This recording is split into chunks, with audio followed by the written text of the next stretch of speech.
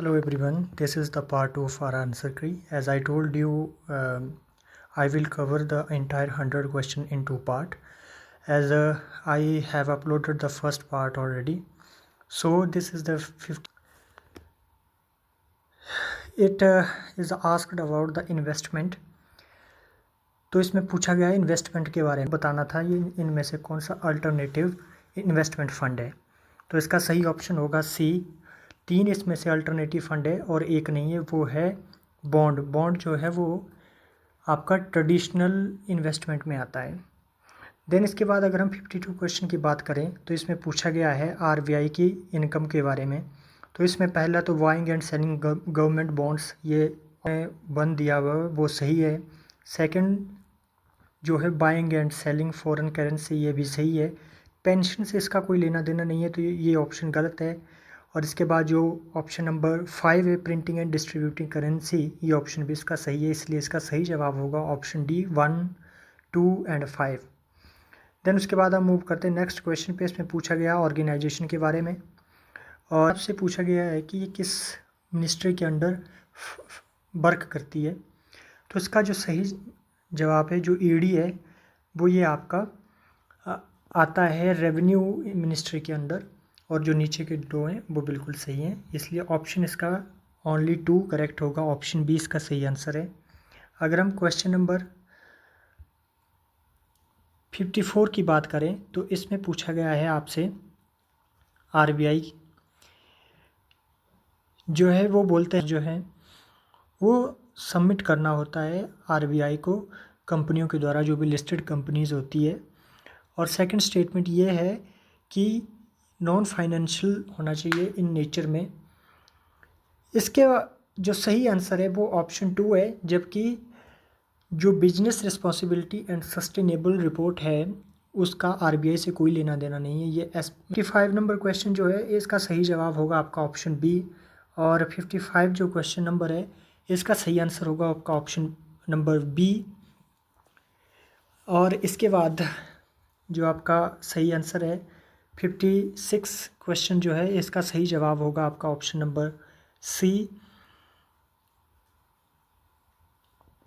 और देन अगर हम मूव करें आपका 57 नंबर क्वेश्चन जो है आपका, ये आपका इसका सही जवाब होगा ऑप्शन ए।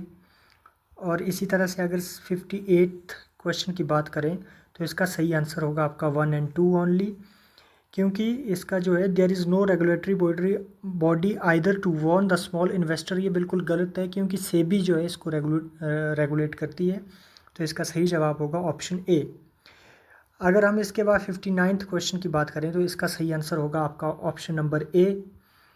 सर्कुलर इकोनॉमी के बारे में ये क्वेश्चन था, इसमें ग्रीन हाउस गैसेस का भी रिडक्शन होगा, रॉ मटेरियल जो है उसको भी रिड्यूस किया जाएगा, जो और वेस्ट मटेरियल है उसको भी इसमें कम करने की कोशिश होगी। तो इसके सही सारे ही सही हैं ये। देन उसके बाद अगर हम बात करें कैपिटल रिसीट्स की तो इसमें ऑप्शन नंबर 3 को देखिए कि interest received on loans creates a liability of the government, जो कि बिल्कुल गलत है क्योंकि इंटरेस्ट रिसीव्ड जो होता है गवर्नमेंट को लोन्स के ऊपर, वो कैपिटल रिसीट्स में आता ही नहीं है, वो रेवेन्यू रिसीट्स में आता है। इसलिए ऑप्शन 3 गलत है और ऑप्शन 3 को आप हटा देंगे तो आपके पास सिर्फ एक ऑप्शन बचता है, वो ए, जो कि सही आंसर है इस क्वेश्चन का। आपके पास 61 क्वेश्चन है, इसमें पूछा गया कि कौन सी कंट्री जो है वो नाटो की मेंबर है। तो आपको सबसे पहले तो ध्यान रखना है कि इसमें नाटो का जो मेंबर नहीं है वो नहीं पूछा गया है, जो है वो पूछा गया है। और इसका सही जवाब होगा आपका ऑप्शन बी। इसमें 4 कंट्रीज़ हैं और 2 नहीं है, वो कौन सी हैं? एक तो सर्बिया नहीं है और एक ऑस्ट्रिया नहीं है। देन उसके बाद 62 क्वेश्चन है, इसमें पूछा गया है कि एंडीज़ माउंटेन्स जो है वो किन कंट्रीज से पास होती है। तो बोलिविया से भी होती है, ब्राज़ील से भी होती है, कोलंबिया से, इक्वेडोर, पैराग्वे एंड वेनेजुएला, इन सभी से ये क्रॉस होती है, इसलिए इसका सही जवाब होगा ऑप्शन डी। देन उसके बाद हम मूव करते हैं 63rd क्वेश्चन पे। तो इसका जो सही जवाब है, इसमें पूछा गया है वाटर बॉडीज़ के बारे में जो लाई करती है इक्वेटर पे। तो इसका सही ऑप्शन है लेक टांगका जो है, इसका सही आंसर है ये ऑप्शन नंबर ए, इसका सही जवाब है। 64 क्वेश्चन है, इसका सही आंसर होगा आपका ऑल द तीनों स्टेटमेंट है सही है इसकी, ऑप्शन सी इसका सही जवाब है। उसके बाद 66 नंबर क्वेश्चन जो है वो इसका सही आंसर होगा आपका option number C. Because dust particle जो होते हैं वो एटमॉस्फेयर में सब ट्रॉपिकल एरियाज़ में ज़्यादा होते हैं। और सेकंड जो स्टेटमेंट बोल रही है, देखिए आप बोलते हैं सब ट्रॉपिकल एंड टेम्परेट एरियाज़ में लेस ड्राई विंड होती है, ऐसा बिल्कुल भी नहीं होता है। अगर पार्टिकल कैसे आएंगे फिर, तो पार्टिकल तो फिर विंड वगैरह से ही ऊपर उठेंगे, तो उनको जो है वो पार्टिकलों की मूवमेंट में जो विंड का बहुत रोल रहता है, तो फिर तो ये स्टेटमेंटें आपस में कॉन्ट्राडिक्टरी हो जाती है। इसलिए ये दोनों स्टेटमेंटें जो है वो कॉन्ट्राडिक्टरी है, इसलिए जो सेकंड स्टेटमेंट है वो गलत है और फर्स्ट जो है वो सही है। इसलिए सी आंसर इसका सही जवाब होगा। अगर 67th क्वेश्चन की बात करें हम, तो इसमें आपसे पूछा गया है, ये PYQ है, 2024 में भी ये क्वेश्चन आया था, इसलिए इसका सीधा आंसर होगा ऑप्शन बी ए। बोथ स्टेटमेंट जो है वो करेक्ट है और स्टेटमेंट 2 जो करेक्ट एक्सप्लेन करती है 1 को। 68th क्वेश्चन जो है वो इसका सही आंसर होगा आपका ऑप्शन नंबर ए। और उसके बाद इसमें परमिएबल और इम्परमिएबल का कॉन्सेप्ट है, बाकी इसमें कुछ ज़्यादा है नहीं। देन उसके बाद आपका 69th क्वेश्चन जो है वो पूछा गया आपका एटमॉस्फेयर पे बेस्ड है, ये ज्योग्राफी का सवाल है। इसमें जो है सही सारी स्टेटमेंटें सही है, सी इसका सही जवाब होगा। देन 70 क्वेश्चन जो है ये पूछा गया है राष्ट्रीय गोकुल मिशन के बारे में, तो ये जो है दोनों ही स्टेटमेंटें सही है, ऑप्शन सी इसका सही आंसर है। देन उसके बाद आपका क्वेश्चन नंबर 71 राजा राम मोहन रॉय के बारे में पूछा गया है। Great love respect for the traditional philosophical system of east. अब ईस्ट की जो है उनको उनके लेकर के राजा राम मोहन राय जो है वो बहुत ज़्यादा इज्जत करते थे उसको लेकर के, या उनको बहुत ज़्यादा पसंद करते थे। तो ये स्टेटमेंट जो है पार्शियली करेक्ट है और सेकंड तो एब्सोल्युटली करेक्ट स्टेटमेंट है, बट हमें अभी इसको कंसिडर करेंगे सी ऑप्शन को, दोनों ही करेक्ट हैं इसमें, ऐसा मान के चलेंगे हम। फिर आपसे पूछा गया है कि नॉन कोऑपरेशन मूवमेंट के बारे में पूछा गया है कि इनमें से कौन सा जो था वो इसका पार्ट था, जो भी एक्टिविटीज़ हुई थी। तो पहले तो हमें पता है कि law courts and foreign cloth जो थे उनको जलाया गया था, तो ये पहले तो बिल्कुल सही है। अब देखिए ये तो बिल्कुल ही मतलब आउट ऑफ बॉक्स चला जाता है जब महात्मा गांधी की बात करते हैं, observance of strict non violence. और उसके बाद अगर ये ना हो तो उसके बगैर तो फिर मुश्किल हो जाता है। तो इसके बाद आपका जो सही जवाब है जो retention of titles and honours, इसका जो ऑप्शन थर्ड है ये गलत है, क्योंकि टाइटल्स एंड ऑनर्स को भी इन्होंने डिसोन किया था, एक तरह से त्याग दिया था इन्होंने। और जो पंचायत का सेटअप किया गया था, जो लोकल डिस्प्यूट थे उनको सेटल करने के लिए। जब नॉन वायलेंस की बात आती है तो ये गांधी के साथ हमेशा ही होती है, तो आप समझ लीजिए कि इसके बगैर तो काम चलने वाला था ही नहीं। तो इसका जो 1, 2 एंड 4 स्टेटमेंट करेक्ट है, पर इसमें आपसे पेयर पूछे गए हैं तो इसमें ओनली 3 पेयर जो करेक्ट 3 जो इसमें है सही है। मत बिलास पर हसन विचित्र चित्र, और ये सब जो है वो मत बिलास पर हसन नाम से एक बुक भी लिखी है महेंद्र बर्मन ने, तो ये उसका उससे जुड़ी ये सारी उपाधियाँ। फायान जो था वो चंद्रगुप्त द्वितीय के टाइम में इंडिया में आया था, तो ये बहुत ही सिंपल क्वेश्चन है। इसके बाद जो है आपका पूछा गया है, अगर हम साउथ इंडिया की बात करें तो उसमें जब भी कोई नेवी का जिक्र आता है तो उसमें ज़्यादातर नाम जो होता है वो राजेंद्र प्रथम का ही होता है, क्योंकि चोलों की जो नेवी सिस्टम था वो बहुत स्ट्रॉन्ग था, इसलिए इसका सही आंसर भी सी ही है। इसके बाद आपसे एंशियंट इंडिया का क्वेश्चन पूछा गया है, और पूछा गया है जो 16 महाजनपद से वो उनको वो कौन कौन सी नदियों पे लोकेटेड थे, उनका आपको बताना है यहाँ पे। तो इसका जो सही जवाब है, जो अश्मक था वो बिल्कुल सही है, गोदावरी पर था, और बाकी ये 3 है कंबोज, अवंती एंड कौशल, ये गलत है। इसका सही आंसर होगा ऑप्शन ए। देन मूव करते हैं हम अब अपने 78 नंबर क्वेश्चन पे। इसे पूछा गया है कि फर्स्ट गंधर्व महाविद्यालय जो है वो कहाँ पे खुला था 1901 में, तो ये खुला था लाहौर में। ट्रेनिंग स्कूल है, विष्णु दिगंबर पालुसुकर ने इसको खोला था। उसके बाद आपसे पूछा गया अशोकन इंस्क्रिप्शन में जो प्रादेशिका, राजुका, युक्ता नाम आते हैं, ये किससे जुड़े हुए हैं, प्रोविंशियल एडमिनिस्ट्रेशन से हैं, इसका सही आंसर सी है। 80 क्वेश्चन की अगर हम बात करें तो 80 क्वेश्चन में ये पूछा गया नॉन कॉपरेशन मूवमेंट के बारे में। तो Congress declare the attainment of Swaraj by the legitimate and peaceful means, ये बिल्कुल सही है, मोतीलाल नेहरू वगैरह का आपको याद ही होगा। देन उसके बाद जो नेक्स्ट स्टेटमेंट है, it was to be implemented in stages with civil disobedience, बिल्कुल सही है, ये अलग अलग फॉर्म में आया था, अलग अलग तरीके से इसको कोशिश की गई इम्प्लीमेंट करने की। तो इसका सही आंसर होगा ऑप्शन सी। मैं ज़्यादा टाइम नहीं लूँगा बिकॉज फ्रस्ट्रेटेड होते हैं और फिर उसके बाद दिल भी नहीं करता ज़्यादा एक्सप्लेनेशन सुनने की, तो जल्दी से सिर्फ आंसर को देखते हैं और वाइंड अप करते हैं। देन उसके बाद 81 क्वेश्चन जो है वो पूछा गया है आपसे अल्टरनेटिव पावर ट्रेन व्हीकल्स पे। तो इसका सही आंसर है ऑप्शन सी, तीनों ही है। उसके बाद आपसे पूछा गया यूएवी यानी कि अनमैन्ड एरियल व्हीकल्स पे कुछ सवाल आया है। तो all types of UAV can do vertical landing, ये सही स्टेटमेंट है, जबकि जो नीचे की है दो ये गलत है, इसलिए सही आंसर है आपका ऑप्शन ए।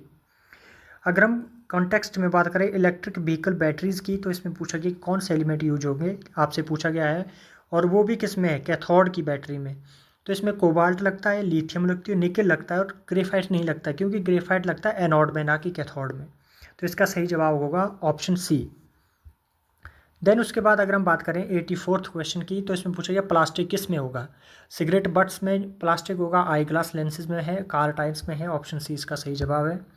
85 क्वेश्चन जो है वो पूछा गया आपके एथेनॉल, नाइट्रोग्लिसरिन और यूरिया के बारे में। इसमें पूछा कोल गैसिफिकेशन टेक्नोलॉजी के बारे में पूछा गया और तीनों में है ये।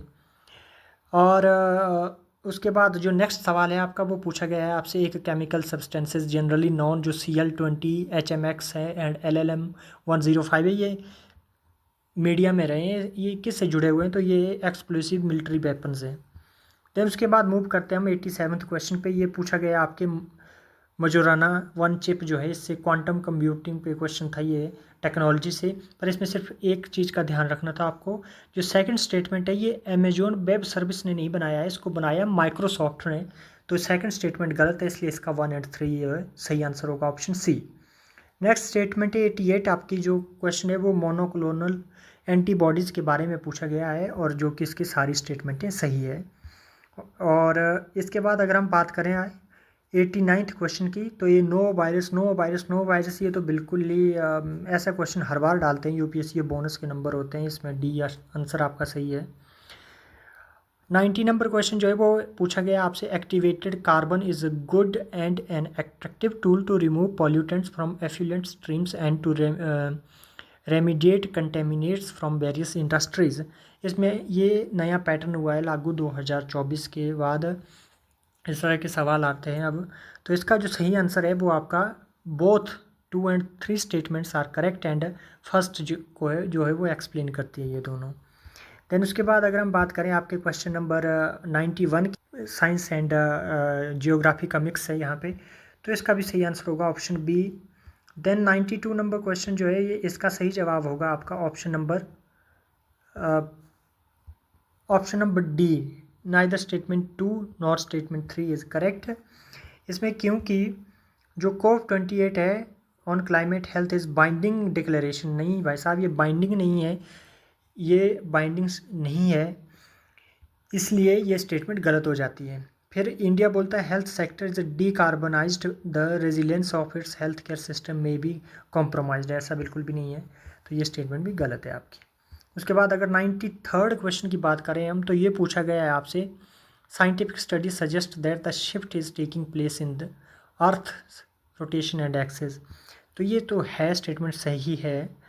देन उसके बाद solar flares associated coronal mass injection, ये भी सही है।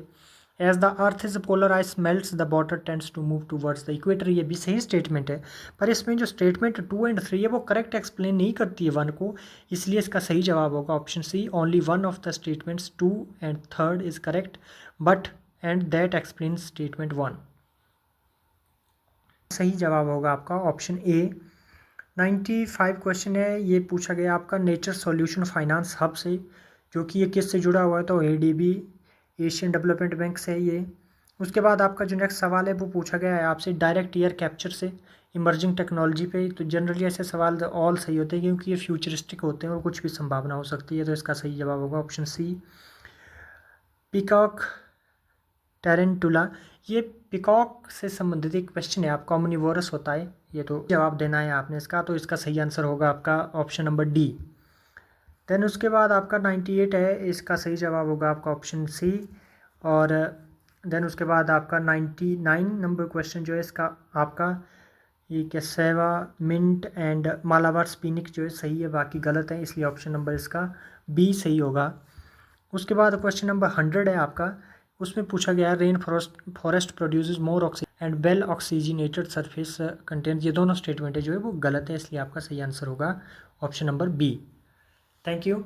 और आप बताइए कैसा था आपका एग्ज़ाम और कितने बने आपके मार्क्स, और आपके अनुसार कट ऑफ क्या जा सकती है, आप अपना